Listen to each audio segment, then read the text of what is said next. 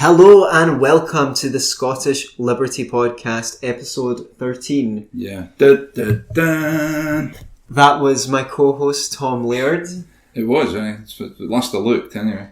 I'm Antony Sammeroff, and we have with us today a special guest, Kaz Paul, who is in the Scottish Libertarian Party with us. Hi, Kaz, how are you? Hi, how you doing? So today we're going to talk about an issue very much neglected by libertarians sometimes, I think, which is the environment. Kaz, you used to be a Green before you became a libertarian. I was a Green. I was an environmentalist, humanitarian, well far left at one point, yeah. And now you're just a humanitarian. And now I'm just a humanitarian. Are you still an environmentalist? I am, in so much that I care about the environment and I care about, having a mutually exclusive sort of beneficial relationship with the environment that we have, but I'm now less of the sort of misanthropic approach to humans are the problem. Yeah, humans are the problem with the earth, which seems to be quite a common one on the left. They have an approach towards human beings as if they're unnatural creatures. They love nature to the point where it's like, well, isn't human beings and our natural we're a part of nature too, as is our impact on the world. Yeah. Right. So I myself voted for the Green Party, I think maybe 10 years ago or something like that. So it's all your fault. It's totally. Right, okay. Yeah. I've been looking for somebody to blame for some time, and here he is, right next to me. Within striking distance. That's pretty good. And I consider myself an environmentalist. I was a staunch environmentalist.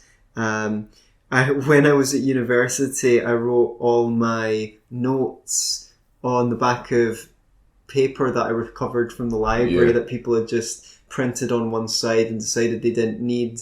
And I went on tree planting retreats a couple of times. So those are fun. Yeah, it was great fun. Mm-hmm. And I learned a lot as well, and it was a really edifying experience. But even back then, I was well on my way to becoming a staunch libertarian. So why don't you tell us about your journey from green and red to yellow and black? Okay. Well, I've got a confession to make. I think we should put our cards on the table and say that this is actually the first time that Antony and I have met person to person. Which is great because you were one of the first instances I've ever heard of the Scottish Libertarian Party, right. And it was one of the stepping stones, if you like, to actually becoming so not just a libertarian, but involved in the Libertarian Party as well. And it was the article you wrote. It was "The Road to Hell is Paved with Good Intentions." Wow, and thank you. It was the minimum wage, about the living wage, and the government mandated living wage, and this was at a point where I was actually one of the supporters of the living wage. It's like, I shop at Lidl because they pay the living wage, and then I read that article and I was like, right. I've never heard these arguments before. Can I just say that I did come up with the title for that article? Oh, there we go. The cards, let's say confessions. That's the title. One doesn't like to blow one's own trumpet. Maybe that's the title for the episode, confessions. But yeah, that was one of those articles I read, and I was like, oh, holy crap! And I shared it within my sea of kind of statism that I kind of existed in it as an offshoot of the independence referendum, which we'll get to in a minute. But I shared it. And people didn't like it. They didn't like it at all. And I really, really did. So that was the kind of first thing that made me, one of the first things, if you like, that kind of made me go, is this the psychological place where I belong in the political spectrum? Right. And it was that in combination with another article I read on Breitbart, which was about cultural libertarians, and that was the first time I'd really ever heard the word libertarian used in a. How long ago are we talking? This was about I think we're probably pushing about a year and a half now. Oh, wow. Relatively recent, yeah. Relatively recent, because it was about I before the independence referendum, I was never really into politics at all. To me, politics was, a complete alien creature to me. You know, these were a bunch of elected representatives. They didn't represent me. They didn't look anything like me. They didn't speak my language. You know, I just wasn't really bothered. And then once the independence referendum came along, I felt like, right, okay, I felt like my vote had weight. Yeah. And I was like, right, I need to throw this weight somewhere really important. And I started just sitting down and listening to all the arguments. And I think I've always had an anti-authoritarian kind of liberty streak in me somewhere. Okay. I've never been one that's kind of, when presented with two sides, I'll generally pick the one that has the most freedom in it. Yeah. And that was even before knowing what libertarianism ever was. Okay. So I didn't like the idea of England running our affairs, and that was what sparked the conversation with all the left-wing politicians. That they were the ones that taught me what the left-right spectrum was. They were the ones that kind of introduced me to the world of politics. So naturally, I had a very green-tinted lens, and that's and that's how I started to look at the opposition as well. You know, it's almost that you get, you know, it's like they painted the left in such a way that if you disagreed with it, you were a monster. So it's like this is the compassionate side of the political spectrum. This is the side of the political spectrum you belong to if you don't believe in the death penalty, or if you don't believe in, you know, if you believe in pro-choice and you know all these kinds of things. It was like, yeah, this all sounds quite good. Yeah. And then, you know, the arguments of the right were painted, you know, or even just the proponents of the right were painted as demons, even associating with them. You know, you were a turncoat. And it wasn't until kind of the independence referendum went away and all that commonality kind of disappeared, that I started finding myself disagreeing with, you know, my leftist friends on certain issues. Yeah. And those certain issues, and they were like, oh, that's a very right-wing argument. I was like, is it a right-wing argument? So then I went and looked. And then ever since I've been looking, my lance has been tilting in the direction of windmills more and more, as I've been just enlightening myself rather than relying on other people to kind of, explain positions to me. I'll try and make up my own mind. And the Scottish Libertarian Party, or Libertarians in general, seem to be the ones that be able to tolerate and respect that, and that's essentially what it's all about, isn't it? It's about, you know, finding your own way and what makes you happy. So I mean, leaving your lance aside for a minute, what you mean? You were in the Green Party at one time. I was. Was there a kind of Damascene moment, or was there any particular time when you just thought, look, this is not really what it was cracked up to be. This is not what I thought it was, and maybe caused you to start looking at other philosophies, or was it a gradual thing? I think it was more gradual, but there are certainly at least one or a couple of examples I can give you in what kind of sparked that sort of direction. First of all was the No More Page 3 thing that the Green Party, it was a little stunt that the Green Party down south were doing. She wore the No More Page 3 kind of thing. And women's breasts affected the environment in what way? Well, exactly. You know, it was a really kind of funny stunt. You know, and you know, I'd always been cunning stunt. And this is one of the reasons why I was like, I joined the Green Party mainly because one of the main reasons was because they were an alternative voice to the SNP that was supporting independence, which was a good thing to me because I didn't really agree with the SNP. I never have. I've never been an SNP supporter at all. Though I have supported occasional policies, but it was the No More Page 3 thing that made me go, right, okay, there's an authoritarian streak here. What has this got to do with, you know, the planet? It seemed to be that the ideological purpose, even just very recently, even since I joined, has shifted to a very extreme leftist kind of ideal. And nowadays, Green Party members, there's an awful lot of really kind of extreme third wave feminism that runs through it. There's an awful lot of extreme kind of communism, socialism, that kind of thing that runs through it. It's and the economic side of things. It's you know, so that was one thing, and the other thing as well, which was a statement that came from Patrick Harvey that I originally thought was amazing because I was on his side at that time, and I was like, he said we was talking about the EU. And he says, we were talking about an EU referendum, and this was a while ago. This was before even the idea of having an EU referendum was really even on the cards.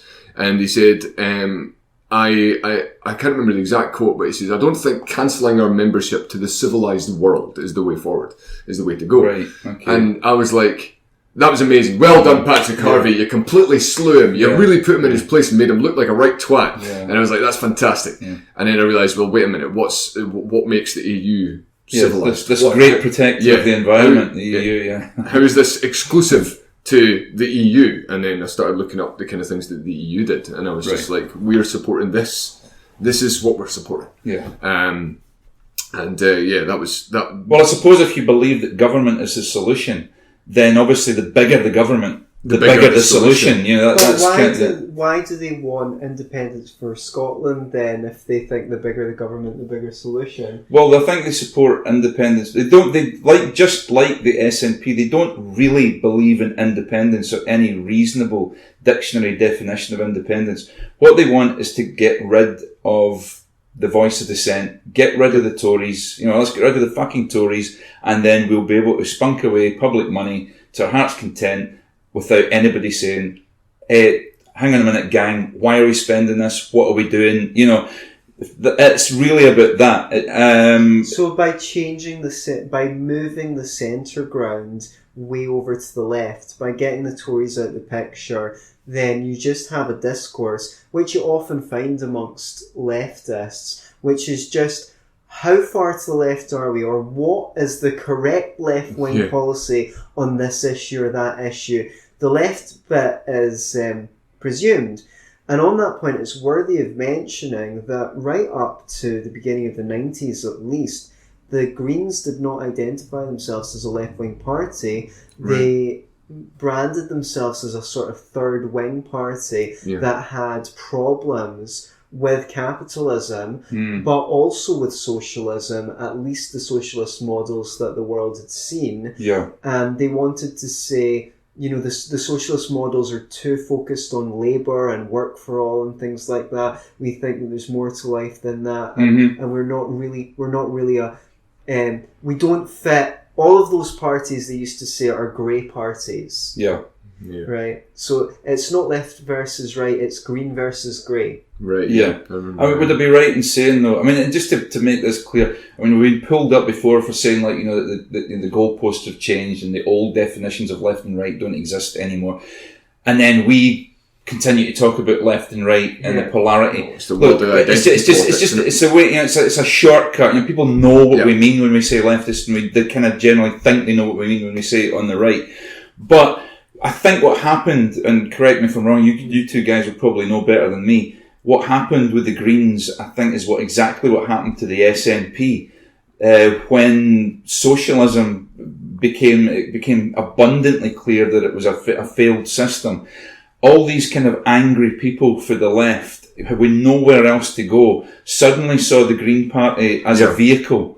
And some of them saw the SNP as a vehicle, and then dragged those two parties way over to the left as we understand it. And there's so far to the left, and as you say, it's sort of built on a premise of a failed system, and it's so far to the left, and that I think is what's become apparent, especially with us being involved in the recent election, is the left is so utterly fractured. Yeah, like you've got we've got 4 or 5 different socialist parties. We've got Respect, we've got Rise, we've got Respect and Rise are the same one, I think. We've got Solidarity, we've got Greens, we've got now Labour have taken a massive career. We've got the Conservatives. We've got the Conservatives. See, that's funny. And SWP. And it's People's Front. Of course. And this is the thing, it's but when your hammer, all your problems look like nails. And on the left, when you're so far left, everything to the right of you is right wing, isn't it? So, and now that pendulum has swung so far to that way, I think I think maybe myself and maybe some other young people as well, because I'm seeing this within quite a lot of young people nowadays. They're just sick of the shit, and the pendulum is swinging back again, back towards the right. Some of the responses that we've had to that are not so good, such as the alt-right, and and some of these guys that just want to go out and be as brutal as possible just to make a point that this is free speech, like it or be just go away kind of thing. And it's just and I think this is why we're seeing Trump doing so well, and that's just the kind of general state of the environment as a result of, like you say, people finding no place on the left. Yeah. Because the Labour Party abandoned the left. Yeah. To go more centrist. When Blair came along, it was like, the third way. Yeah. Yeah. Now it's like they're all competing for this space in the left, and it's they're so blinded, so they just want to get rid of the Tories. The Tories are so right wing, and the Tories are so awful that they're forgetting that, well, since the Tories are now surging to the centre, there's a right wing, a far right wing space to be filled, which is now being filled by the likes of UKIP. Yeah. So it's a paradigm shift. So it's like, when you're talking about the left-right spectrum, and it's difficult to sort of the definitions have changed, the goalposts have changed. You're absolutely right. It's a constant paradigm shift that's happening. But in this world of identity politics, it's really difficult to articulate an argument without referring to them as like left, right, or whatever. I wouldn't consider the Tories right wing very much at all. Especially not They've got an awful lot of liberal policies, especially in Scotland, and people ignore that. It's like, they rose the minimum wage. They rose the minimum wage. Gay marriage. They brought it in. So I think in the same way that the Greens wanted to say it's grey versus green, not left versus right, that I want to say it's libertarian versus authoritarian. Okay. The left are authoritarian on economics and increasingly on civil liberties. Yeah, that's what's made me abandon them so recently. The right have traditionally been authoritarian on civil liberties and on foreign policy, but less so on economics. Yeah. So I think if you want an intelligence political spectrum, we need a cube with 3 axes. These are the 3 that I've come up with so far. Well, it'd be nice if anyone's got a 4th one, but I don't know how we draw that, because I don't know how you draw in 4 dimensions. But 3 axes: authoritarian versus libertarian on civil liberties, free market versus regulation or state ownership of the means of production, and interventionist versus non-interventionist. And if you use those 3 axes, you can start to get more of an idea of where the parties lie. The problem with that is you could be very civil libertarian on some issues and very uncivil libertarian on other issues in the same parties. Yeah. So any attempt to quantify is always going to be difficult. I just want to say one point on the left being fractured, because I think it's a good one. First of all, obviously that's lucky, because if you got some kind of united front of lefty parties, they might actually be able to do some serious... enough of that, thank you. More to the point, there's a reason why this happens. And that is, if you believe that the right way to run an economy is to centrally plan it, you have to have discussions over what policies you're going to centrally plan and dictate to the whole country. Now, you're going to disagree on that, because no matter how intelligent you are, your lefty buddies are going to have different ideas on how we should centrally plan the economy. Yeah, and this is why, sorry to interrupt your point, but it's a point I consistently make to people on the left as well, when from a libertarian philosophical perspective.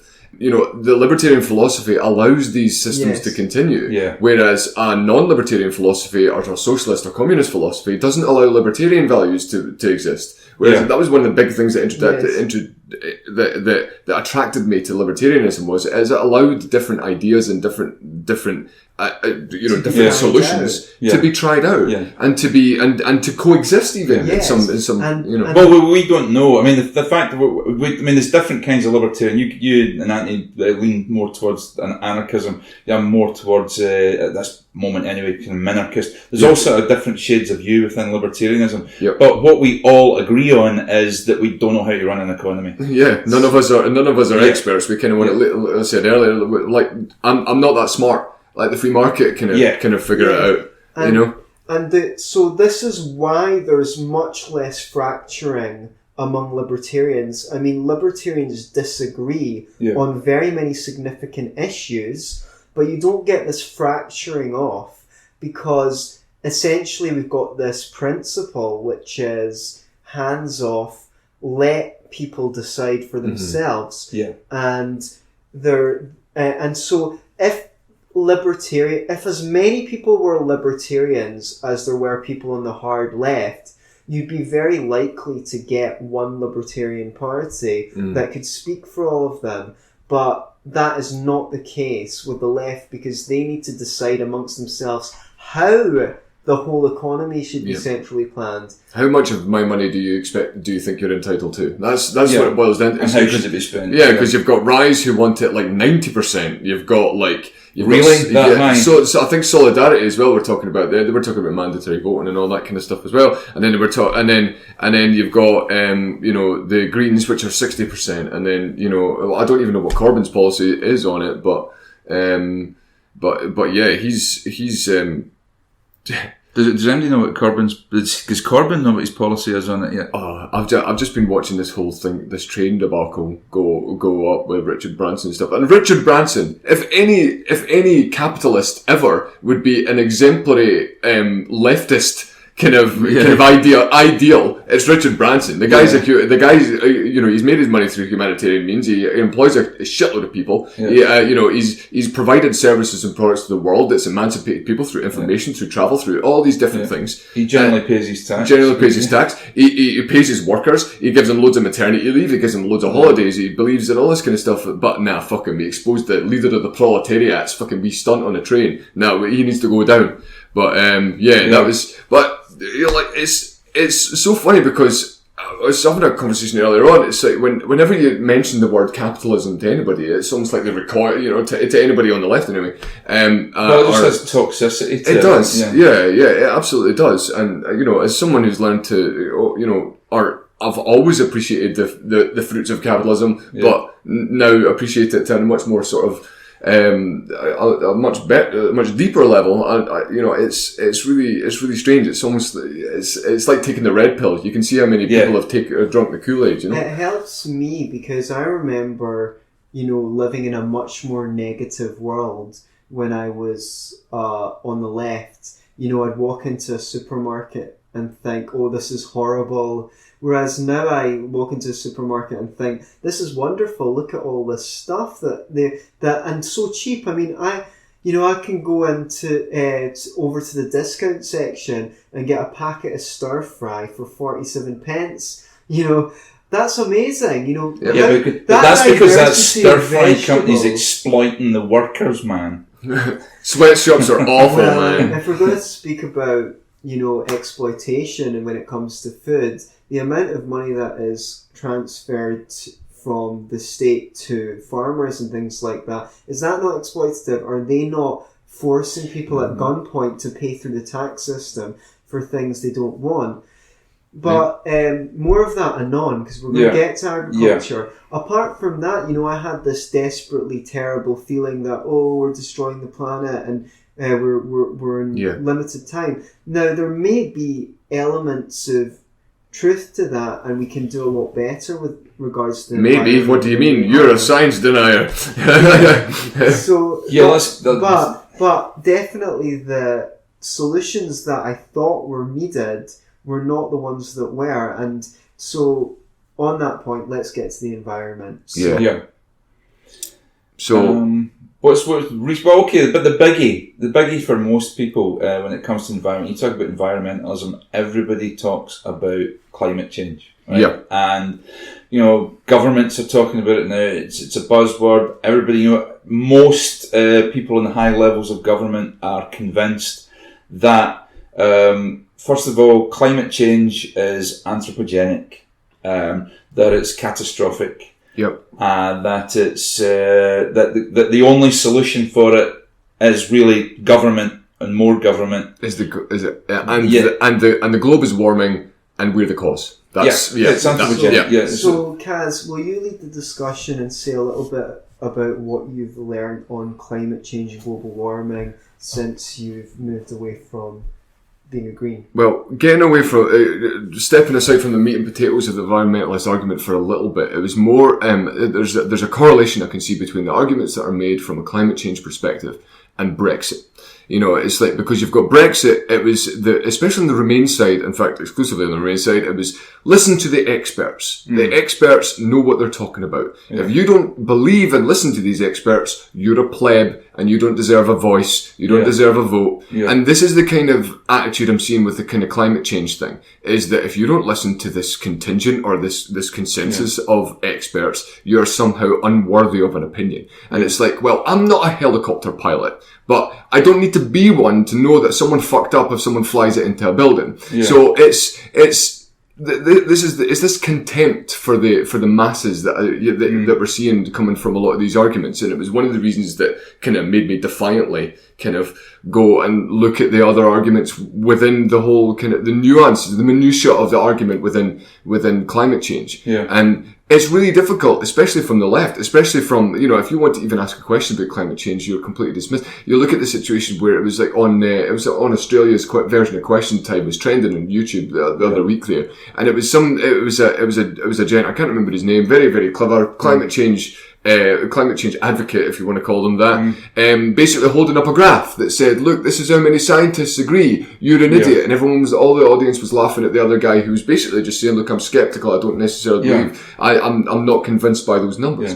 And it was this contempt for people that just didn't believe. And it's like, well, I'm not 100% convinced. You know, it's almost like a form of censorship. You don't want them to come out with their opinions. Well, first of all, I mean, can I just say, the disturbing, well, it's not a trend anymore, it's pretty much blanket, they do it. If you present any kind of case against the received wisdom on anthropogenic climate change, you're immediately labelled a denier. Right? Yeah. You know, you're not just a skeptic anymore. You're a denier. You know, the argument's closed. You know, the evidence is there, the science has spoken, and anybody who speaks out or questions this is a denier. I mean, what do we think about that? What's behind that? I mean, it sounds, I mean, they're immediately, what they're trying to do is conflate you with Holocaust denial. And the worst kinds of extreme fringe nutcases. Well, you know, this is it. What they do is they paint you guilty by association. You know, if you're not part of my clique, that means you're part of the enemy. It's quite interesting. Like I say earlier on, I conflated it to the kind of the Brexit vote, and to some extent in America as well. That if you don't listen to X, you know, you're a denier. You're one of those. You're us versus them, and you're them. I mean, it's strange how they don't call themselves liberty deniers. Or the benefits of liberty. I mean, capitalism is hated, but capitalism is bringing people in the poorest countries in the world out of poverty right now. Well, some people would say that's what socialism does to us. I remember I was presented with the argument. It's like, you know, your money doesn't belong to you because you gained it through being part of a society that was paid for by others. Right. And I was like, well, so socialism has done a lot for me, arguably. But so is capitalism. The difference is capitalism doesn't ask anything back from me. It doesn't demand anything from me. It doesn't force anything from me. Yeah. It just asks me to act within my own rational self-interests and don't force anybody else to do other things. Yeah. That's essentially what it is within a free it doesn't market. go, I've cleaned your windows whether you like it or not, now give me money and give me an exorbitant rate for it as well. Yeah, exactly. So, but again, it's this mainstream idea that, you know, unless you listen to this consensus or whatever it is, and the mainstream idea, then you're somehow other. You're the other. You're the radical. You're the extremist. And well, I don't mind being the radical, actually. You know, I'm fine with it. I would absolutely. I'm one of these people that would advocate if I have a child at some point is to you know, reasonably and objectively rally against any kind of authority that assumes their authority over you. Yeah. You know, and I think that goes for anyone. I saw a great post on Facebook the other day, and it was touching on the authoritarianism thing. It was a picture of someone in World War II. Hiding the Jews, and he says, don't hide the Jews. If you don't want to get arrested, don't break the law. And it was somebody hiding the Jews from the in terms of the Holocaust. Yeah. I just thought that was brilliant. It was just so clever. The pen holders are the ones that make the rules, and what happens when the pen holders do something you consider immorally wrong? Yeah. You know, if you're just going to follow orders and do what you're told and not do anything against that, you're culpable. You're part of you're part of that kind of collectivist mentality, if you like, of, I'm just going to do this because of the greater good. I'm doing this because someone else tells me it's a good idea, rather than coming to your own kind of rational, your own rational conclusion and going, no, it was a great quote I heard from, funnily enough, Captain America Civil War. Fantastic movie. I really enjoyed it. One of the great quote that I heard from it was, make allowances where you can, and when you can't, plant yourself like a tree and tell the world to move. And I thought that was a brilliant quote, because it does set it up. It's like, it's an individual. It's almost, I would even say that Captain America is a bit of a libertarian love letter. Ever since becoming a libertarian, I've noticed that everything is libertarian. So many things are libertarian. Science is not about consensus. Yeah. It really isn't. Science is about reason and evidence, and it's about, actually coming up with evidence and doing experiments and proving your theory. Based on observation. Yeah. I mean, I don't know anybody who advocates anthropogenic climate change to say, well, okay, if I could get, right, let's say you've got 200,000 scientists. If I can get 200,001 scientists who disagree, does that mean I've won the argument? First of all, when you actually look at it, you find that all these scientists that are talking about aren't actually there. I mean, I don't know, how many climate science scientists are there in the world? I really don't know. If there's 2 million, then 2,000 isn't really that impressive. If there's 2,001, then 2,000 is quite impressive. But again, it's not about consensus.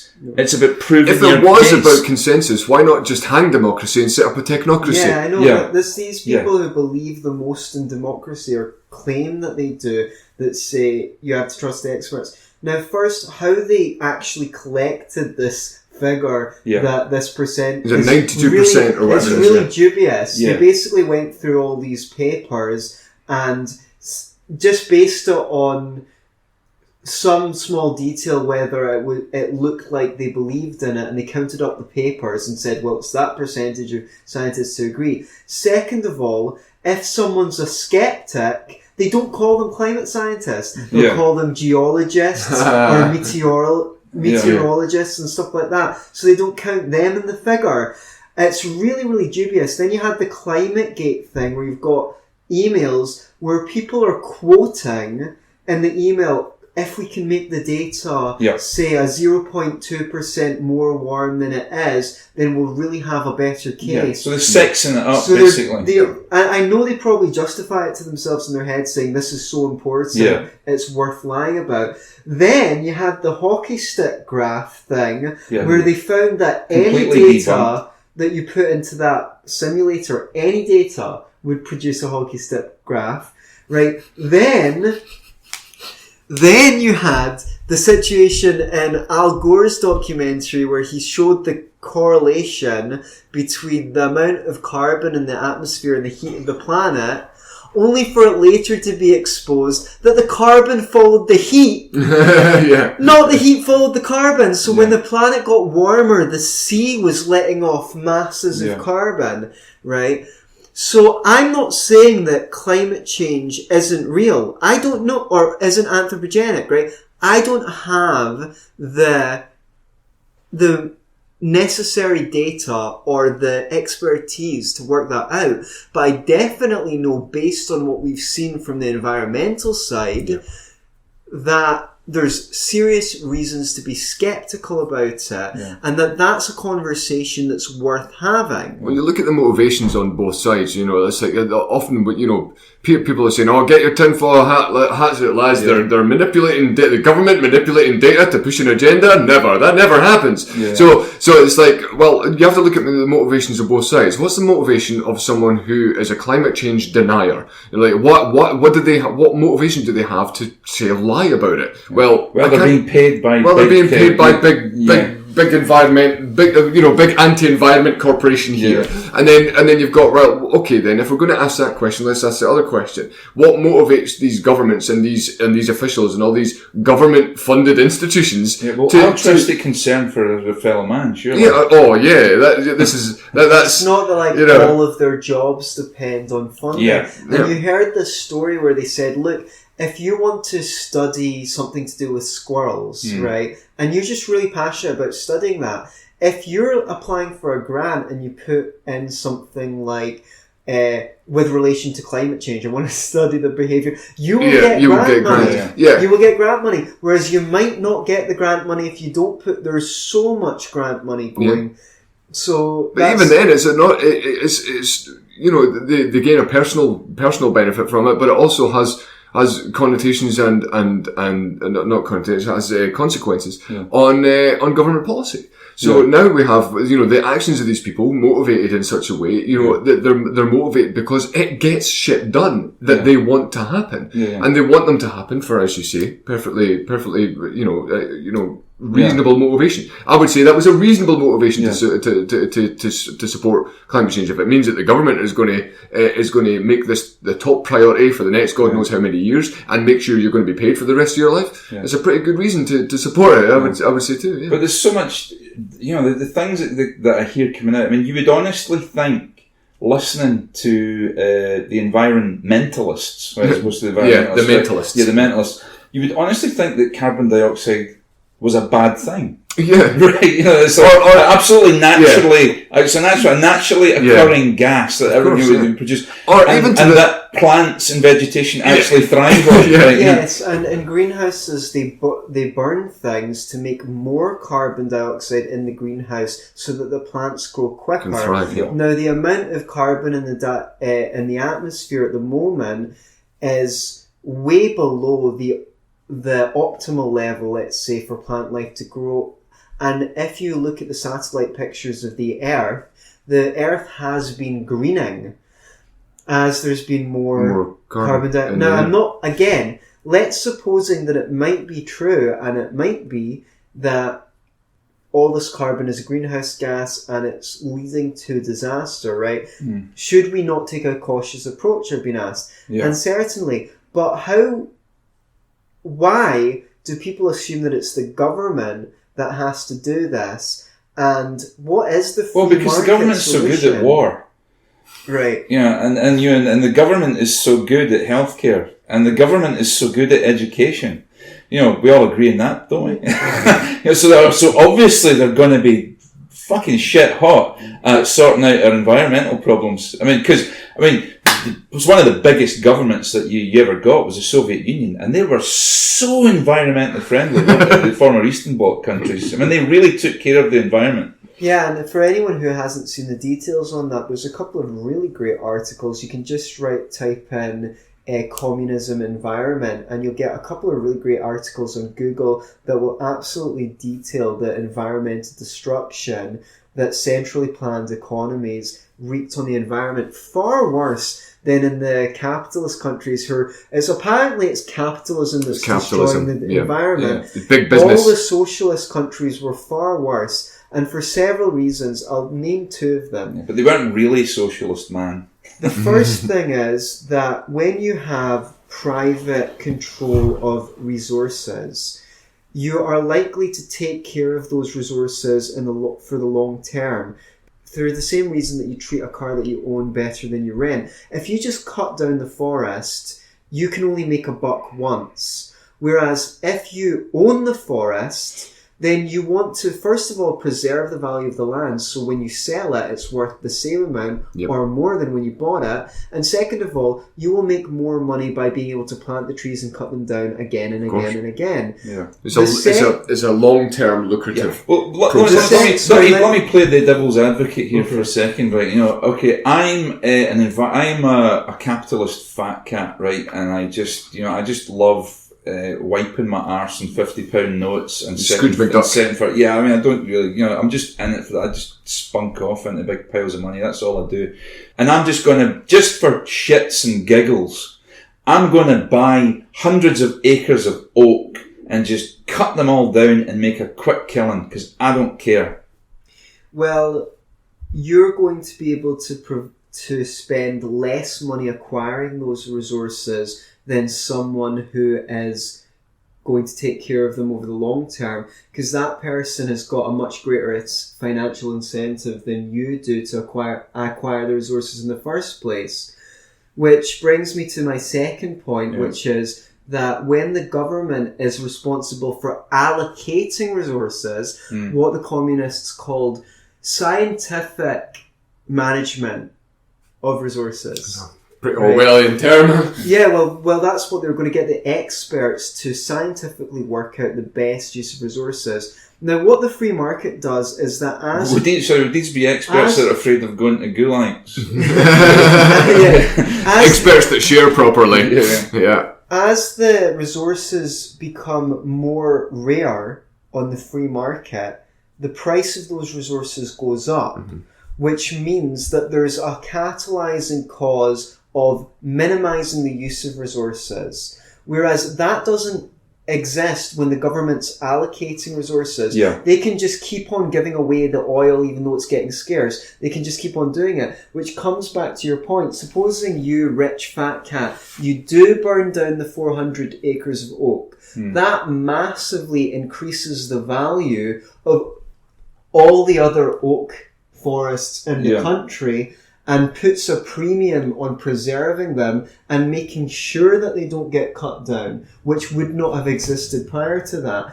So the other thing is, under a capitalist system, the more you can lower the price of your inputs to creating a product, the better. So you want to make as much of a good on the least amount of resources possible, because that makes your profit margin bigger. That incentive does not exist under communism. And under communism, the rivers were polluted, the air was polluted, and so forth. So those are some of the ways that we tackle the problem. Now, when it comes to climate change, I would say that the government's responsible more than anyone. First of all, God knows how much carbon they spent with all their tanks and things like that. In Iraq, they were saying that the Iraq war was getting through more fossil fuels than the Indian economy was. At the same time. And then you hear the stats about these fighter jets that burn more fuel than 50,000 cars just on a test run. But that aside, who built the roads? Why did they build so many roads instead of trains, trams, and all? The government built those roads. If a private corporation was pumping as much pollution into the environment as the government was, as your average highway with its 6 lanes does, people would sue them. Oh, but that's just part of running the economy. So if global warming is true, and if it's anthropogenic and it's carbon dioxide, the biggest source of pollution is the state. So the state couldn't possibly be the solution, you know, in that regard, which is one of our kind of 4 points. I mean, when this is again, you know, we're seeing a pattern with a lot of these arguments, especially from a libertarian perspective, where it's like, you know, we need government to fix X, and then you go, well, government's causing X. And they go, well, that's because we need more of it. Yes. I've so often, my typical conversation with a left-winger will be like, the capitalist system is bad for this reason, so we need more government. And I say, well, the government makes that situation worse. Here's 6 examples of how the government makes that situation worse. And then they go, yeah, I agree with you about all that stuff, but it would be even worse without the government. Oh my God, the cognitive dissonance is huge. People don't seem to understand that governments get away with doing these things because they write the rules. You know, they set the playing field. And when I refer to something as a government monopoly, they don't realise that I'm actually saying, monopoly, as in that's bad. And not something we need to regulate against. It's something the market will regulate against. What people will often counter is they'll go, well, you know, at least we can get rid of the government. You know, at least, but this is what they say. They go, at least, we can change. Actually, you can't get rid of the government. You can change its colour. You can change certain things, but you actually don't get rid of the government. It's still there. You're still changing somewhat. If it's one person whose salary doesn't depend on them doing a good job, with someone else whose salary doesn't really depend on them doing a good job. You know, look at Jeremy Hunt. Look at how much we hate him. It's like that guy, you know, if we sack him, he just goes to be back. If we sack him, he goes to being a backbencher, or he even worse, he gets unelected. Or even worse, if you look at somebody like Neil Kinnock, like, you know, I mean, but most failures, either they end up in the House of Lords, or they go to the European Union where they earn shitloads of money again. Where they become commissioners. Where they become commissioners. Or they end up, for some bizarre fucking reason, right, end up as consultants for major corporations. It's mental. Right, you know, so who'd have thought that businessmen would probably be better at running businesses than politicians were? the whole reason they're there, as far as I can see, is because we've got our in guy, right? We've got our guy on the board who knows people in government, and will be able to open doors for us and get us special access to people in government to get the game changed in our favour. Yep. You know, that's why all these politicians are on the boards of fucking corporations and companies. Because it's cronyism. Not because they're fucking any good at what they do. They're complete fucking idiots, right? And even the corporations know that. It's who they know. But they flatter them and give them a position in their company so that they can get access to government.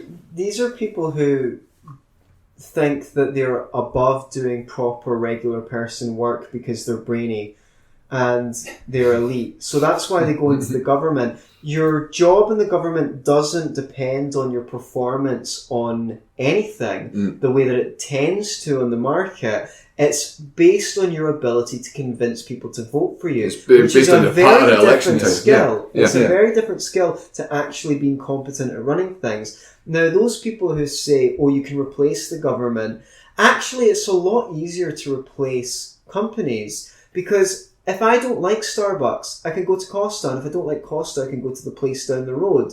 But I don't get that choice with the government. I have to pay for them through the tax system, and if I want to change it, I need to lobby, I need to write letters, I need to get popular support, I need to vote them out. That just doesn't happen in the market. If I don't like a service, I just don't buy that service. I just get something else. If you look at far more democratic. If you look at even Tony Blair or even Mrs Thatcher's government, like that, Mrs Thatcher's government, or the Conservatives were in power for like 20 odd years.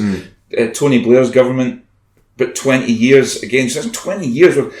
Hugh Ratner's company, the gold, the jewellery company, went fucking down overnight because he one comment that he made about his fucking stuff being crap. Yep. Right? So like in an instant, suddenly that company went down. People saw that Ratner's chain of shops just closed down. But what happens? Minimal interruption as well. If the government goes down, the interruption will be massive. But a company can go out of business, and there's still several other options for getting that service. Please continue. Well, the regular argument to that would be, but what about Coca-Cola, who acts really badly by, in other Latin American countries with the way they treat their workers and all that kind of stuff, and it's like with government collusion. Yeah, that's it. It's because it's government that allows them to do that. It's like because, and it's like, well, stop buying Coke.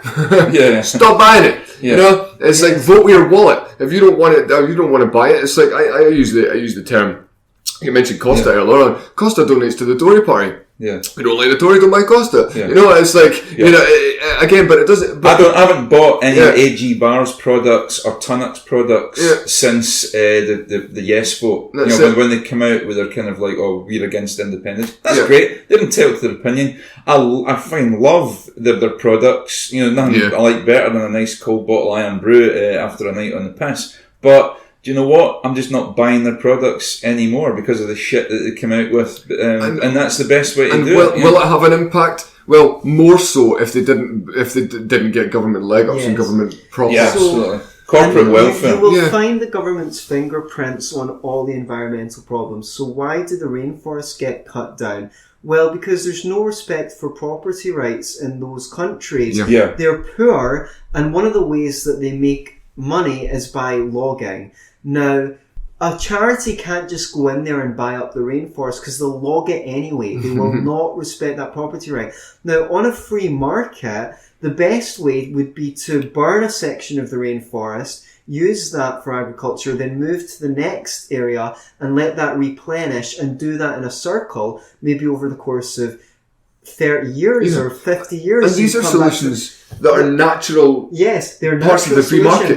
And that's what the tribes do. They will move around in that way. That would be the way to preserve your long-term investment for generations to come. That is the economic thing to do. Now, of course, what's been saving the rainforest is intensive farming. Because people can grow more food on less land, then that has been having a massive impact on the amount of rainforests that are being cut down. But some of these, you could not do that. And I used to be one of these organic people. You could not do that if all the food produce was organic, because it would take so much room. And cause a lot of contrary kind of environmental damage. It would. Yeah. Because, I mean, if you're a vegetarian or a vegan, don't eat organic food, because they will actually just catch tons of fish and chuck it on the land and let it raw to get the phosphates or nitrogen or whatever it is in the fish into the soil. So, what I think that the free market really has to offer in terms of environmental solutions is it will bring up the wealth of those countries so that they don't have to log so much. The second thing is, in poor countries, people just scramp around trying to make a living without any concern for the environment. They can't afford to defill their water. Yeah. They can't afford to replant their forests. They can't put recycling infrastructure into place. And they can't afford to clean up their air. But whenever people get an income of over, say, $4,000 a head, they start demanding clean air and water supplies. The second thing is that innovation really saves the planet. So we have the innovation of intensive farming.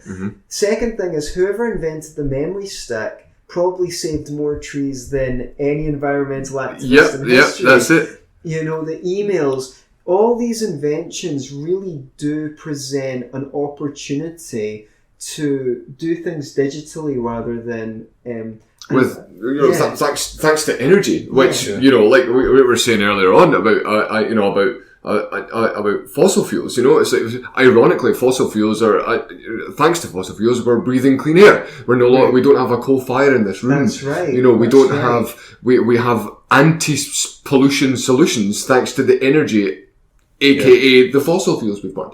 But somebody you touched on about deforestation is, it seems to be that a lot of these arguments stem from a desire to kind of beat the third world into regulatory submission. Yes. We've decided that X is bad, despite the fact that we've benefited from it. And now we've decided that since it's bad, you guys don't get your industrial revolution, you guys don't get your innovative farming products. You get to stay in poverty because we've taken the moral high ground on this issue. And that was one of the main things that made me kind of not just abandon the Green Party, but the left almost altogether, because there seems to be this aura, if you like,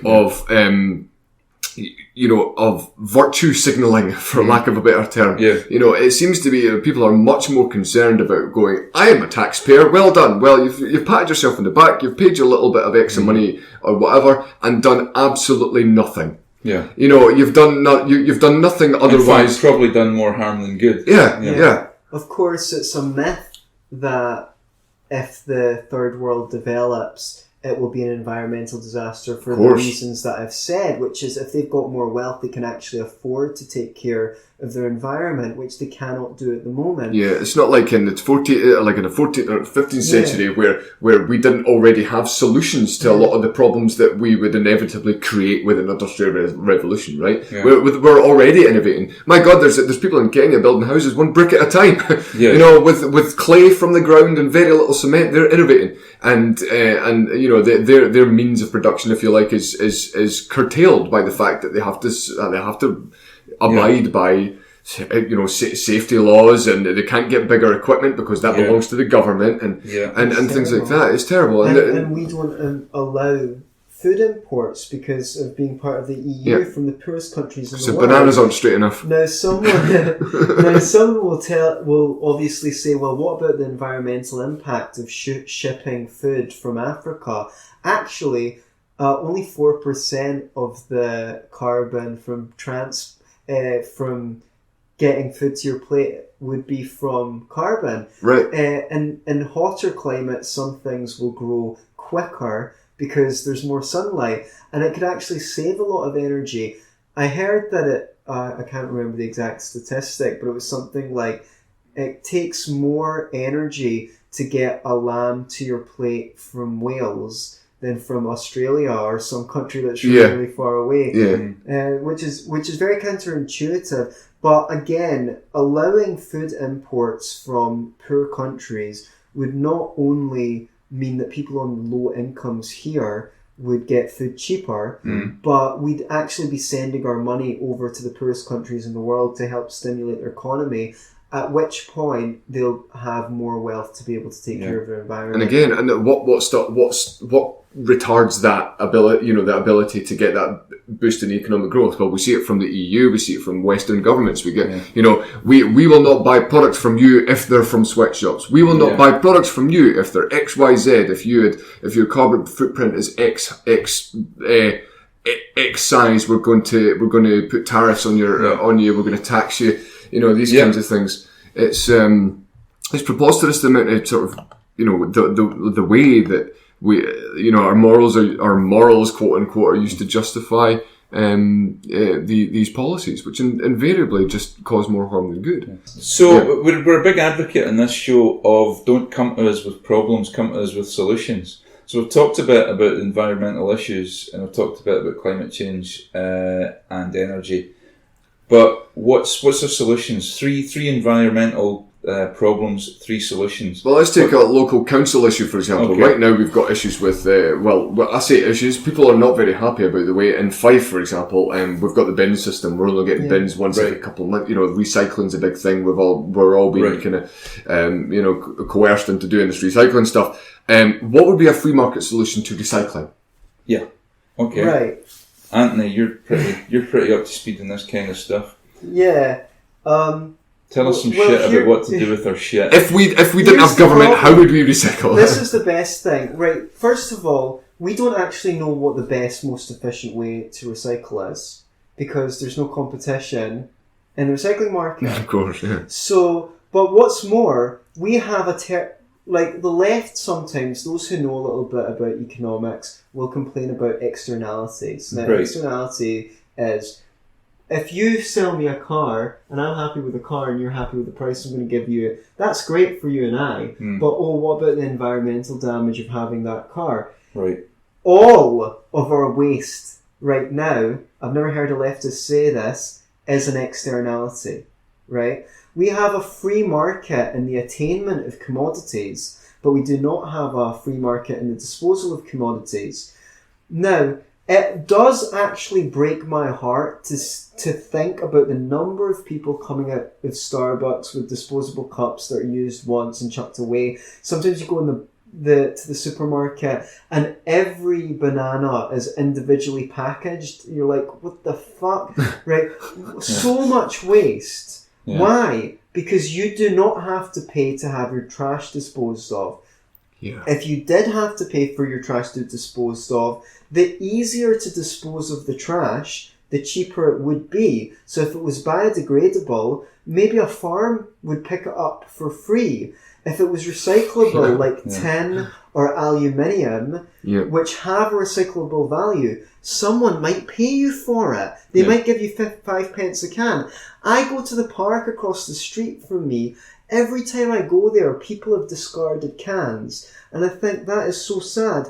But on a free market, some kid would go around, pick them up, get 5 pence for a can. Or you would keep them. You would say, I'm going to keep these cans and I'm going to get a little bit of return from the juice that I just bought. We used to have a system where people would drop milk bottles outside your house and then collect them.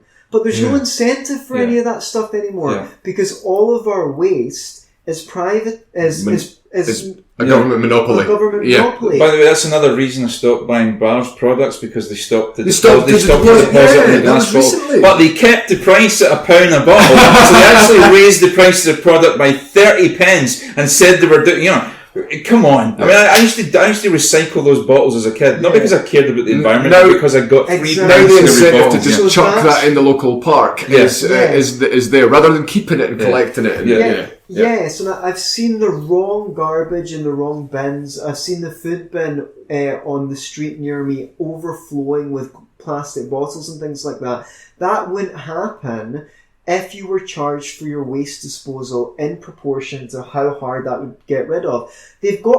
most crisp packets are non-biodegradable and you can't recycle them because they use mixed fibres. I have seen organic crisps sold in packets that are biodegradable, but there's no incentive to do that there isn't. because they're more expensive to manufacture. Now, if people say, well, I don't want to chuck that in my bin because I'm going to have to pay for it to get collected. Billions of water bottles made with oil-based plastic could actually be made with organic biodegradable hemp plastic. Yeah. Industrial hemp is illegal to grow and there's no incentive because you on a free market... Would it be right in saying you can't even get high on industrial hemp? No. Right. No, it's like it has to be 0.3% less THC or less. Okay. And I think that's So what what goes on classifies it there? as industrial hemp. Yeah. So I'm saying privatising trash collection will get rid of most excess packaging. Where there is excess packaging, they'll swap it for biodegradable stuff because people do not want to pay more when they've got an incentive. Thirdly, they will not be able to as easily plan obsolescence in toasters, kettles, fridges, because people know that they're going to have to pay for their fridge to get picked up. Or the manufacturer will say, we'll collect it, and they would make products easy to repair because the financial incentive would be there to make products easy to repair instead of take, make, throw away. So that's my massive... Okay, let me throw that's how you I hope there's I'm going to share this on my page and I hope there's Greens listening because you just got out hippied by a capitalist. So there you go, guys. That's another one of the reasons I thought I was a free-loving hippie being part of the Green Party, but no, you don't know free-loving hippie till you become a libertarian. That's interesting. I don't think that there was a cheap out of the Green Party when AG Bar decided to get rid of the deposit on their bottles. I don't even think they made a comment on that. No. Correct me if I'm wrong. I mean, I'm sure I'd like to hear about it. It was just deleted, no longer. Exactly. Can I just interject a second on that exact point? Because if you think of all the trucks that drive to supermarkets every day to drop off products, why aren't they going back the way, having collected the bottles that they dropped there but empty, to refill them and bring them back to the supermarket the next day? Absolutely. In a privatised trash collection system, that would be more economic and would happen more. Okay, let me just throw an unenvironmentally friendly spanner in your bin. Okay. But short term at least, what people say is, well, look, that's going to lead to a lot of fly tipping. If people have to pay to get rid of their trash, it's bad enough already. People are that lazy. Don't get me wrong here. It stretches my non-aggression principle. I think I would literally machine gun people to death for fucking fly tipping because I don't think there's any fucking excuse for it whatsoever. Yeah. But that's another discussion. What do we do? In the short term, how do you police that? It's going to, it's bad enough at the moment, people sticking their shite in other people's bins and, throwing it in other people's gardens. How do we tackle fly tipping in the short term? Because would you agree that would probably increase in the short term? Well, it happens now. I know. Do you want to take it first, Ken? Okay. Sure. Yeah. Sorry. It happens now. But it'd be worse. One of the solutions isn't the government. So the second. So what? How could we sort of mitigate that from a free market perspective? Will it increase? I mean, well, potentially. It's really like I would ask myself this question. I mean, I can't speak for anybody else. It's like, well, would I? What would be the advantages and disadvantages? Let's look at a reasoned, objective reason for me to go and fly tip. Why would I do it? Right. And if I could do it without being caught, that's the question. It's like, because this is invariably like, just like why people don't commit crimes, and things like that goes right down to this philosophical argument. It's like, well, people don't necessarily commit crimes because they don't want to go to jail, but they don't necessarily commit crimes because it's not beneficial for them to commit that crime. It's not mutually, they do themselves a disservice, anyway, even without the thought of consequences through the law. So, that's most of the people, most of the time, But I mean, there's still that element. I mean, as we've admitted, fly tipping goes on at the moment. What's the benefit? They can go to they can get this trash disposed of free at the moment. You can phone the council, they might take an age, but they'll come and collect it. But yet some people just can't be asked to do that. They'll actually spend the money putting fuel in a fucking van or whatever, taking it out into the countryside and dumping it on some farmer's property or by the side of the road. That's what I have to do. See, if you were asked the question, what would be your solutions before I detail? Well, I mean, this. I don't know if they're satisfactory. You know, like it's okay. Technology's getting a lot cheaper, so people can put up cameras, yada yada. But what I think ultimately, what would you be prepared to do in terms of punishment for people who do fly tip? What would you property prepare? Rights? Yeah. Well, yeah, property rights are a big thing about this. Yeah, you cannot. It's an externality. You cannot fuck up somebody else's property. So how would we deal with that? What sort of penalties would you be prepared to put in place for people who do fly I think tip? it would probably be compensation plus fine, and they might be quite considerable. Well, compensation plus fine's great, but the whole reason that they're dumping their rubbish in the first place is because they foreseeably or conceivably they can't afford to get rid of it, or they think that they can't, or they'd rather spend their money elsewhere. So how are you going to find somebody who doesn't have buck-fuck money in the first place, and how are you going to get them to pay compensation when they don't have buck-fuck money in the first place? Send them to slave camps. I'm just throwing this out there. You know, well, the thing is, we already have a justice system. It might not be the best justice system conceivable, but presumably that justice system would come up with a punishment for that. But I think deterrent is kind of like the last port of call. Yeah. Do you know what I mean? Okay.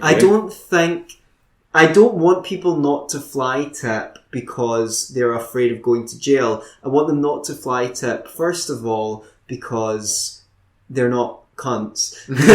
and secondly, as Kaz said, you know, that it's not in their self-interest to do so. My main thing would be to actually look at the situation and see how likely is that going to be. First of all... Well, it happens already, and it's free. But the volume of waste that people were producing would be a fraction of what it is now. First of all, because all your sort of cans and tins will probably fetch a price, because bottles are recyclable, will probably be picked up for free, more of them will be biodegradable, more of them will be made out of hemp. So that takes away that problem. They just go in the compost heap. Then you come to... your kitchen waste and stuff like that, those go on the compost heap. So bit by bit, you're decreasing the volume of waste. Yeah. Now, if you do have anything that is expensive to dispose of, yes, you might want to fly tip like a for fridge. that.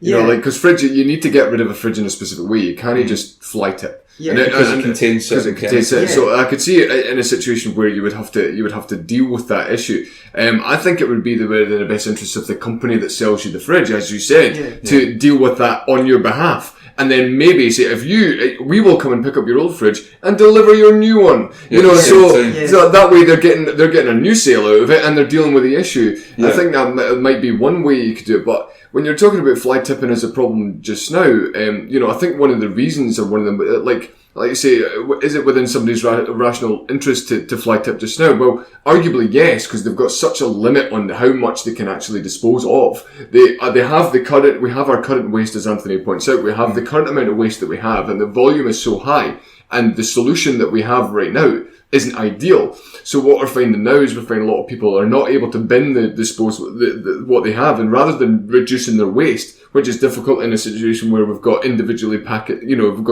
we've got packets of sliced apple in the supermarket and things like that. Whereas the incentive to would be less if you didn't have so much to bin in the first place. But also from the perspective of you wouldn't have all the excess that might not be being dealt with at the moment. I think we're now talking about 4 weeks for pickups. Wow. And just a question. I mean, you're for a small bin. You're from Fife. Is it Kirkcaldy? Yeah. Okay. Sorry. Did your dad play darts with Jokey Wilson? I don't think so. Right, no. okay, sorry. I just ask everybody if they five that. Right. Fantastic. Another stop press. His dad didn't play it. Right, okay. No, but in fact, you have the recycling, I call it the recycling bullshit going on, because much of it, as far as I can see, we used to have one bin wagon that came round and picked up all your shite. Now there's maybe 3 or 4, right? So how is that environmentally friendly in the first place? And secondly, I suspect that here in Edinburgh we don't really have the facilities needed to actually process that. Miles and miles away. Some of them are actually in Europe. Right. You know, we're not actually. This is the. I mean, is that the situation in Fife as well? Do you suspect? No. Well, we have a tip, like a public tip, like every 10 minutes. Pretty much there's one in Glenorthus, I think, and there's one in Kirkcaldy, just at the Don Industrial Estate where I live. So my incentive to fly tip is extremely small, even when I do have surplus and excess, because I do have surplus and excess. I've got bin liners in my house that need to be taken away. But do you know if your councils actually have the facilities that they're boasting? I.e., they're making us separate our rubbish into different bins. Yeah. And do they even have the facilities to recycle it properly, or are they just sticking it on a boat and sending it to a landfill in China? Over and above what we're doing ourselves, probably not. I mean, we've got a local tip, but it's by no means going to deal with the entirety of the waste from all of Kirkcaldy.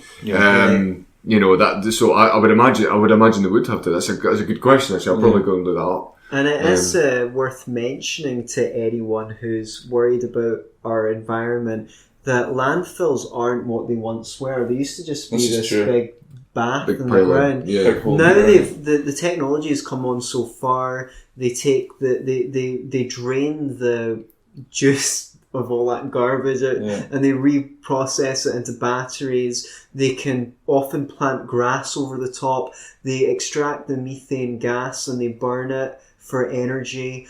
There's some really, really good things happening in landfills. Now, landfills obviously aren't a perfect solution, but they're a consequence of the fact and there's actually no shortage of landfill. No, there isn't.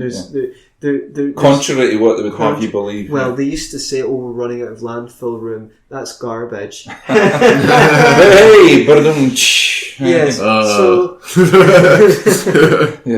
Tune in next week. So,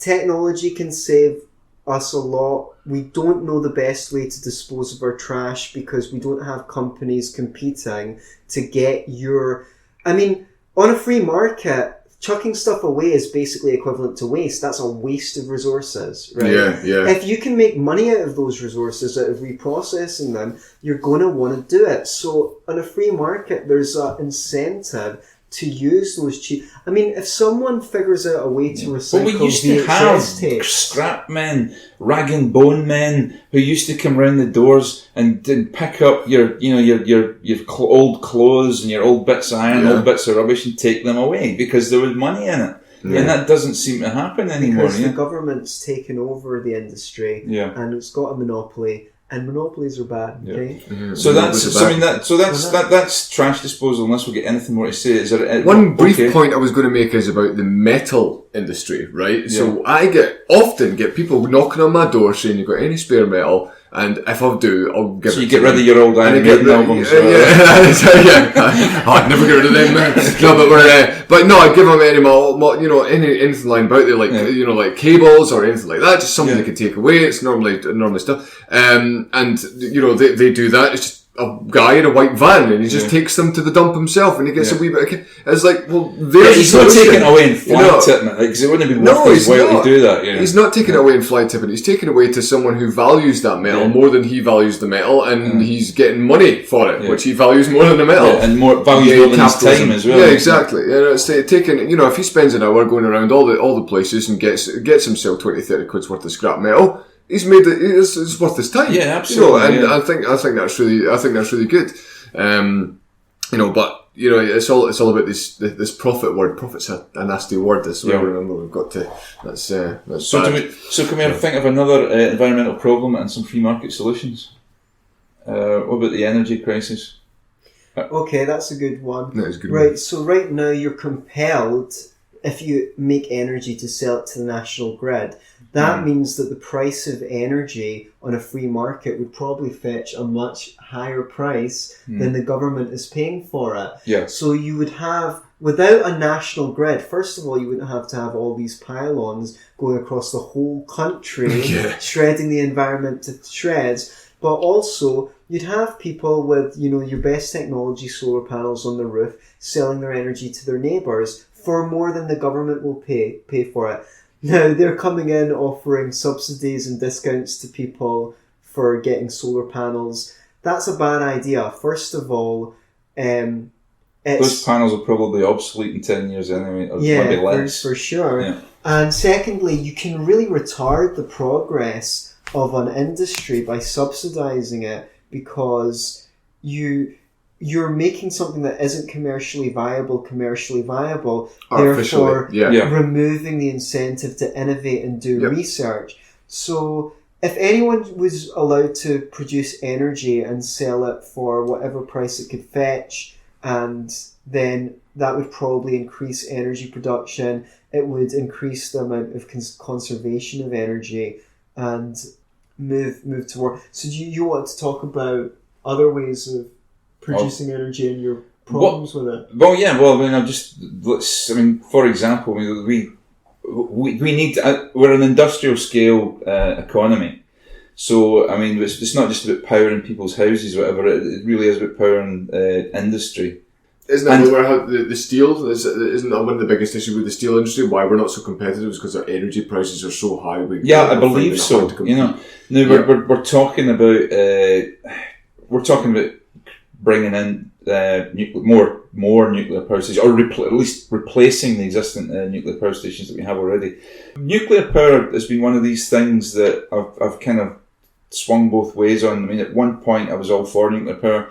Then I decided, look, it's a bad thing. And then latterly, I'm saying not extremely latterly, but maybe about 3 or 4 years ago, I was thinking, well, we can't be reliant on Russia, and we can't be reliant on foreign countries to provide our energy, because they could just switch it off at the drop of a hat and hold us to ransom. So I don't think it's a good idea to do that.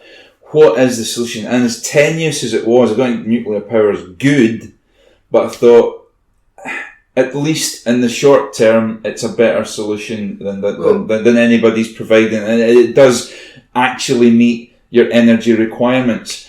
However, Pan Sammeroff here actually gave me the best showstopper in that one. He says, well, look, if you actually believe in the free market, in a completely free market system, there is no private company that will completely fund that. There is no insurance company that will insure it. Therefore, it ends up that the taxpayer funds the initial building of these things, 2, pays for getting rid of the waste, and 3, has to underwrite it if it goes horribly wrong. So that would be a free market case against nuclear power stations. Is actually then deregulation such a like say we're to deregulate the market to the point where any company can start up. Didn't Margaret Thatcher deregulate the energy market? She did, but it's just enough to cause problems. Yeah, you could get your company to build, your private company to build their own nuclear power station. In Scotland, taking the risks that they want to take with that risk, because that's all kind of. That's a lot of where investment kind of works. The bigger risks you take, generally, the bigger return that you. But then the cost of that energy would be massive. Yeah, well, that'd be probably a truer reflection of the true cost of it. I read an article in Reason the other day when they were talking about nuclear versus, say, something like alternatives like wind and solar power. Yeah. But wind and solar power are so heavily subsidised that's what makes their energy affordable. Is that the costs of production, if you like, are supplemented by these subsidies. So in reality, it's costing £2 to produce £1 worth of electricity. And they're all backed up by fossil fuels, but we'll get to that. Yeah. In a wee bit. Okay, and then that's interesting. And then we've got nuclear. Yeah, if there's no wind, we have to go back into fossil fuel generators to back that up. Right. Okay. And it's like where are we going to get that and then we can talk about fracking. But then on the other side of the coin, it's nuclear energy still, even at the base level, when you're not talking any subsidies, is still the most efficient way to provide energy. In fact, coal is the most efficient way to provide energy. Yeah. But if we're talking about CO2 being a global killer, then it is. Then let's hire the idea of nuclear power. Mm-hmm. Well, if we've got nuclear power, then it is if somebody was again, it's really hard to pitch nuclear power as a good solution, like you were saying. But if it is the most energy efficient, the most efficient way of producing energy in the cleanest way, then I think that might infer, some kind of investment. Like you say, insurance companies probably wouldn't infer the risk, but it depends on how much of evidence there is to support the idea that CO2 is actually so bad. Because if it's so bad, then we're going to have to look at the next cleanest down the line. And the next most efficient, cleanest method of energy is nuclear power. But again, it's also backed up by fossil fuel generators. So fossil fuels are the answer, which is strange. Antony, your thoughts on nuclear power? I mean, obviously, if we can crack nuclear fusion, or other more intelligent kind of free market solutions to getting rid of nuclear waste. And we're talking about radiation as well, or someone saying that radiation isn't necessarily as big a boogeyman as it's made out to be. Obviously, if you have a meltdown, it's quite bad. But we're talking about the natural kind of radiation that you're going to have within nuclear stations. They correlate it to this. Probably living in Aberdeen would probably give you more radiation. Granite and so forth. Totally, So we're bombarded by radiation every day. So it's all about how is it that somebody put it? Or like it's about sleeping sleeping next to too many wives at the same time, or something like that. It's bad for you. I've yet to have that experience. Antony, what's your word on before we move on to I think fracking? The free market will decide what's the most safe and efficient form of energy. From what I saw, when nuclear power was officially first developed, nuclear power was sold as a pretext for offsetting the costs of developing nuclear weapons. Right, of course. And for ages, the government was massively involved in making red look black. It wasn't economic, it wasn't efficient, it was incredibly costly, and they were doing a lot of manipulation of the statistics to make it look fundable. But power stations have moved on since then. So I acknowledge that power stations have moved on.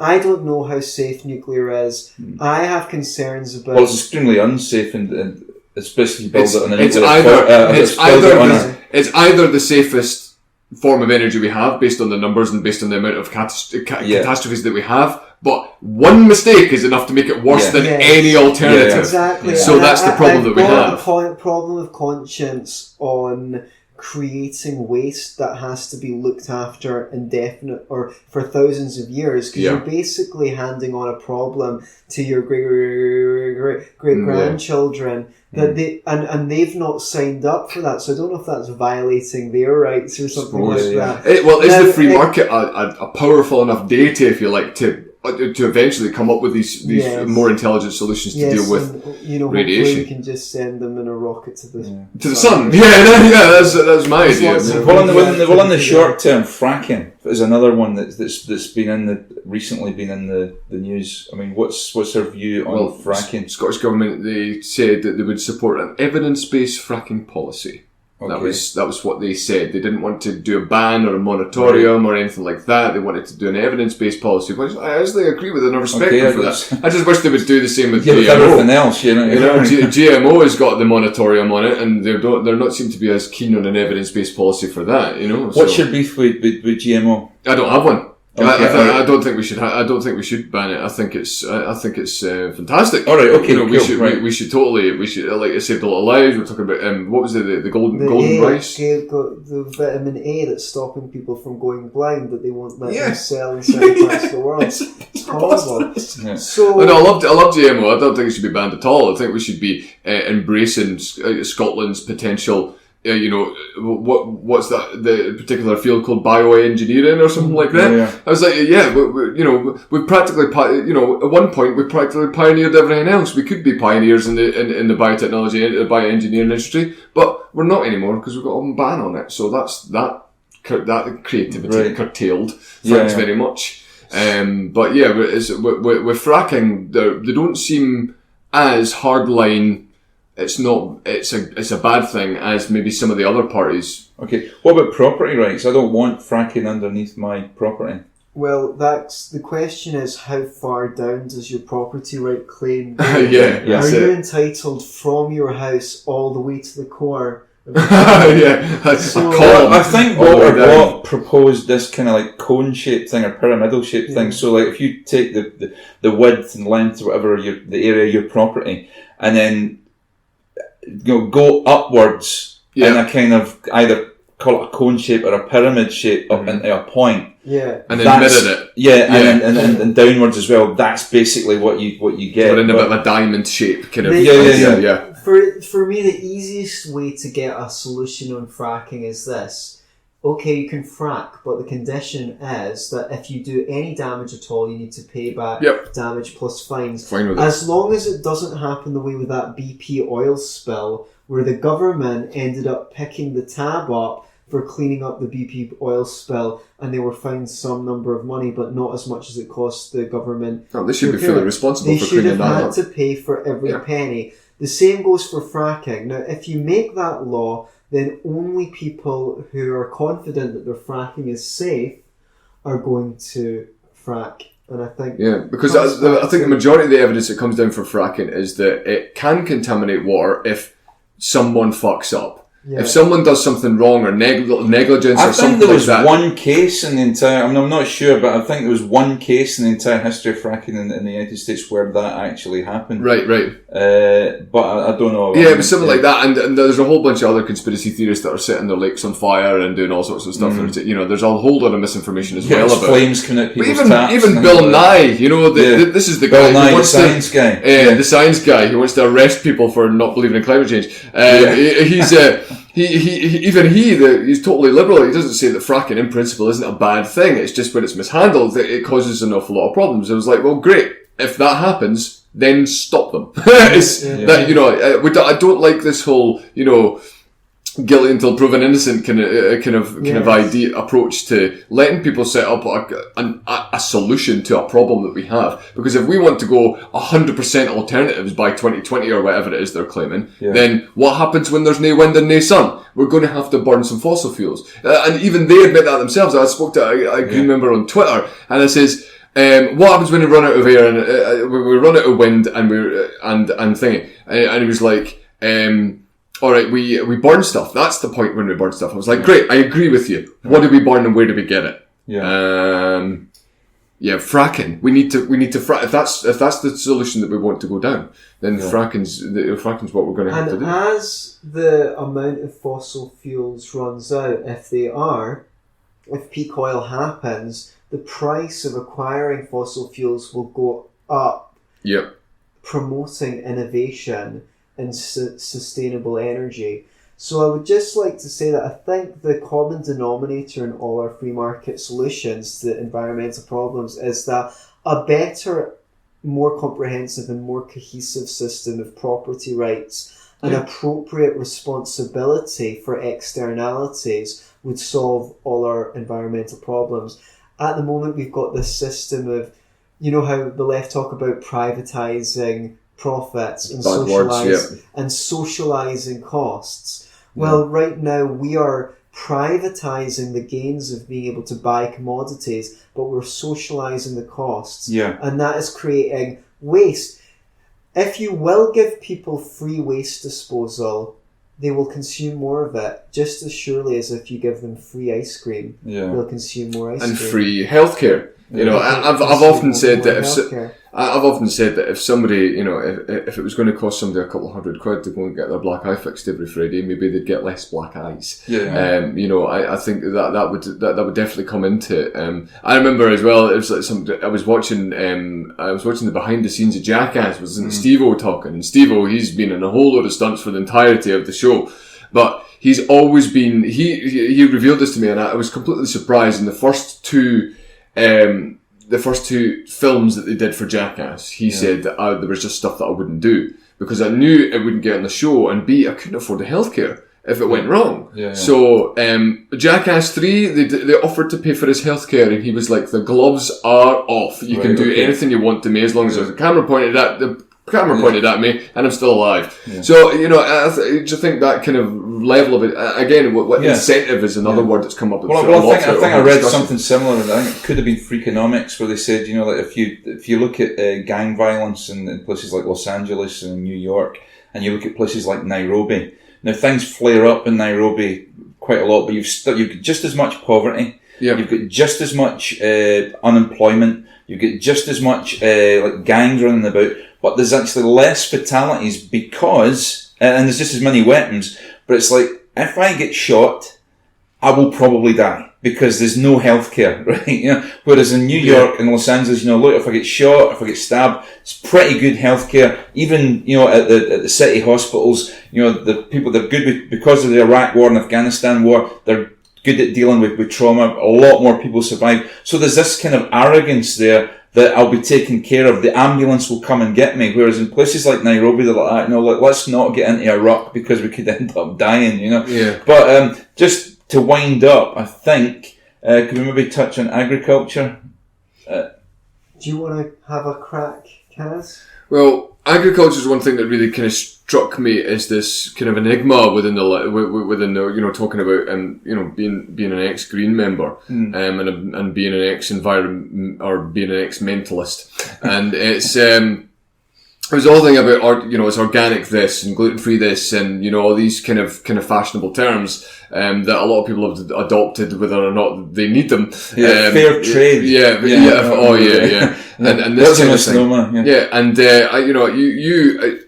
I'm aware of. I've not read anything specific that you've written, Anthony, but I know that you're aware of. I think it was you that pioneered the policy in a recent manifesto about the environmental damage that agriculture actually does itself, and some organic, if you like, pursuits are actually cause more environmental damage than you would think.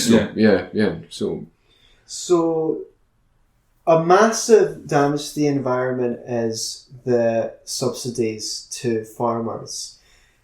I've talked about the Common Agricultural Policy that the European Union, before it was called the European Union, instituted. Or the civilised world, as Patrick. The civilised world. Where they promised... to leave Africans and dingies to die. They guaranteed that they would buy all produce grown in Europe. Now, to the Green Party's credit, they were the ones coming out saying, do not do this, it's going to be an environmental disaster. Back when the Green Party weren't a bunch of status shills. Now, they did go ahead for a couple of years, and there was these wine lakes and piles of grain that were completely unsold. Just far too much. People pulled up hedgerows. They destroyed wetlands. They destroyed lowland heath to grow as much food as possible because all of it would find a price. And they stopped. They had to stop that after because it was just a disaster. Worse still, they dumped all that food on Africa. What are we going to do with this food? We'll just send it to Africa. Now, you might think that's a compassionate thing to do. It wasn't. It put all the farmers in Africa out of business and destroyed their local economy. So they killed them with kindness. Sorry to make another pun, but it's really sad. Now, I think I mentioned this before in the show, but a kilogram of beef takes 7 kilograms of grain to produce. So why isn't beef 7 times as expensive as grain? It's because most of the subsidies go to meat and dairy farmers. So they're making it cheap. It's bad for people's health to eat as much meat as they do in Western countries. And if you look at the stats, if you're really an environmentalist in the present system, you better fucking be a vegetarian, because you see, you could save 1,300 gallons of water by not flushing your toilet for 6 months, or not taking a shower for 3 months, or you could just not eat one burger. So when we look at what the meat industry is actually doing, in terms of 23% of global freshwater supplies are used to grow live and feed livestock.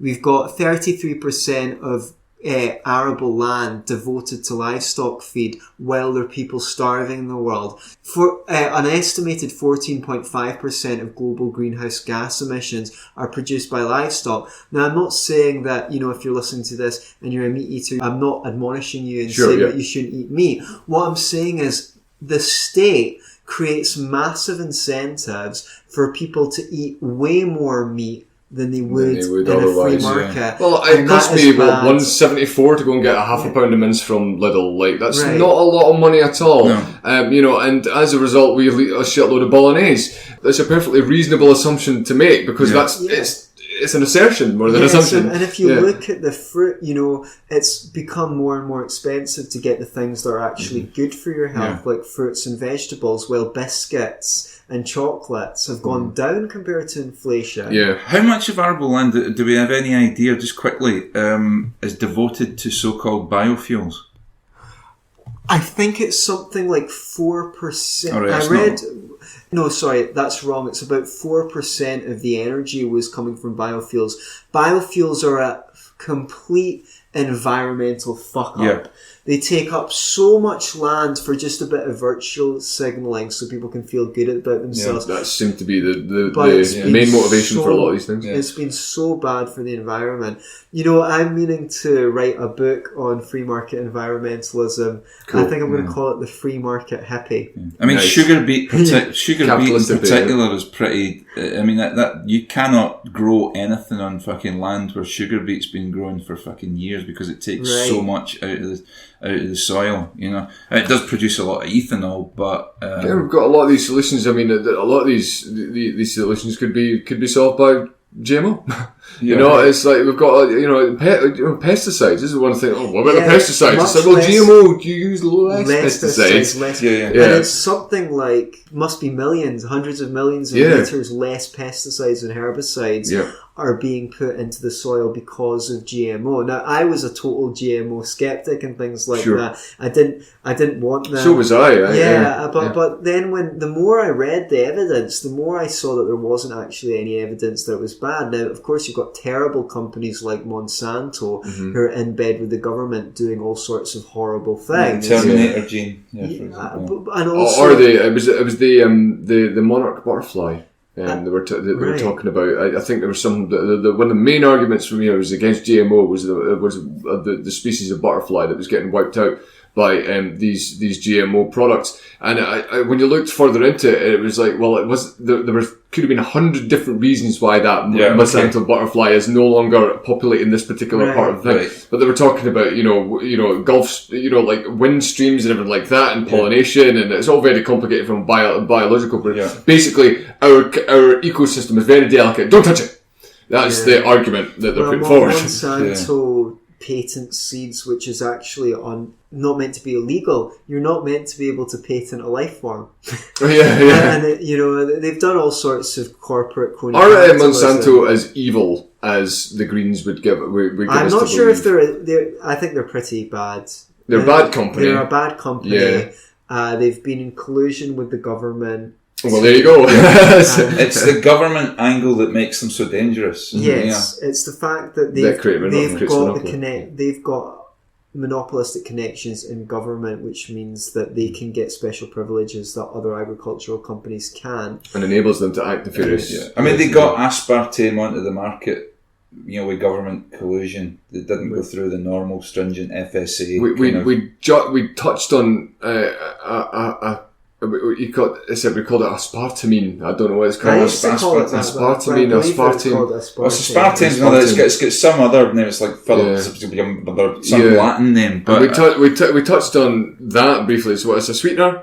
It's a sweetener, it's a sweetener made, I think Monsanto were instrumental in creating it. It's a cheap, very cheap sweetener. It's in everything. Now, I don't have any direct evidence that it's bad for you. There are a lot of people who claim that it is, and it can cause cancer, growths and stuff like that.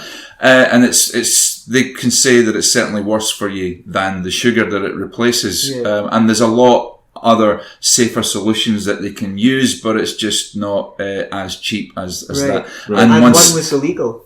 Sorry? Stevia. Stevia is a plant that grows sweet. Now you start seeing things like Coke Life have come out with a little bit of stevia and a bit of sugar. But for decades it was illegal, and the only company that was actually licensed to use it, stevia, was like Pepsi. It's on Wikipedia. It's like there was this corporate crony thing where you weren't allowed to use this plant, but you were allowed to use aspartame and all these other artificial sweeteners, which there's evidence that are bad for you. Yeah. Go on with what you were saying. No, so they managed to get aspartame onto the market. It did not go through the stringent tests that normally any new product has to go. And it's a chemical. It's basically a chemical, and it's not just in sugar-free drinks. It's in sauces, it's anywhere, anything that they require a cheap speed. Yeah, it could be in there as well, for all we know. I certainly try and avoid it, because I don't really need it. What's the point? If I can find an alternative product that doesn't have it in it, I don't use it.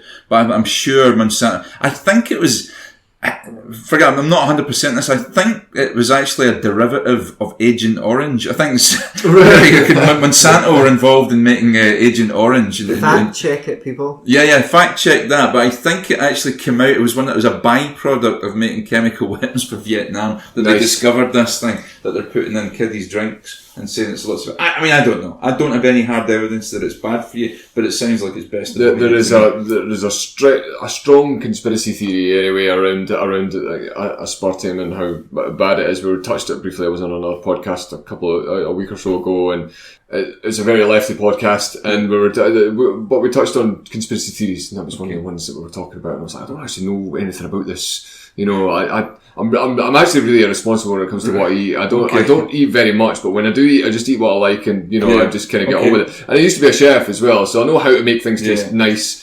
And that, I'm generally pretty good. Probably the weed's going to get you before the burgers. And I don't know. Well, we're coming on 100 minutes or so. Wow, pretty good. So this is probably the most epic podcast that we've done so far. Yeah. Do you want to... I'm sure Antony will be able to edit it down to about 98, 97 and a half. You can have fun, Tama. I think it's good to go as it is. Okay. Do you have anything more to say on free market and environment? Not really. I think we've pretty much covered everything I wanted to talk about. Capitalism is awesome, and thanks for having me on, and it was really good fun. Can I just leave everybody with this thought? I don't know how you feel about Ryanair's boss, Michael O'Leary. I think he's about a cunt myself. But anyway, Ryanair boss Michael O'Leary has said that the Irish government should write to the EU telling it to fuck off after Brussels condemned Ireland over its tax deal with Apple. Just for that, the guy's got my whatever he is, my vote, whatever. The Irishman said it was a fundamental principle of the EU that each country has autonomy over its tax decisions. His comments came after the tech giant was ordered to pay $11 billion in unpaid tax. So I don't think they should confine it to the tax thing. I just think the Irish should tell the EU to fuck off. But there you go. Along with everyone else. Yeah. So, and with that, be a libertarian. Be a libertarian. Don't be a lefty. Don't be a righty. Thanks very much, guys. So this is my sound check at normal voice and my really passionate voice. Yeah, well, I'll do the fucking passionate voice fucking first, and then I'll do my more reasoned, calculated voice. I think I'll go for my really passionate voice first, because I kind of go up on the octaves a little bit. Okay. But yeah, I tend to quiet down sometimes. You fucking will you? Right.